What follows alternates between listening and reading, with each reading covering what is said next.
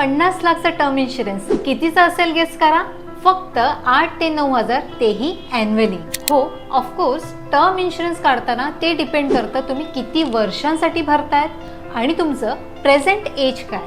मी नेहमी सांगत असते टर्म इन्शुरन्स लवकर काढा. पण का? पहिलं कारण टर्म इन्शुरन्स तुम्ही लवकर काढलं पाहिजे.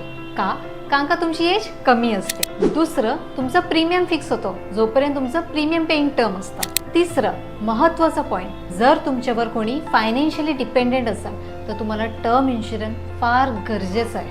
आज आपण बघूया की तुम्हाला वर्षाला किती प्रीमियम भरायचं आहे. For example, male non smoker असाल, 50 लाखचा सम अशोर्ड, 60 वर्षापर्यंत कव्हर.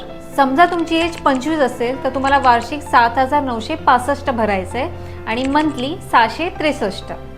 तुमची एज 30 असेल तर 9,717 वार्षिक भरायचं आहे आणि मंथली 801 रुपये.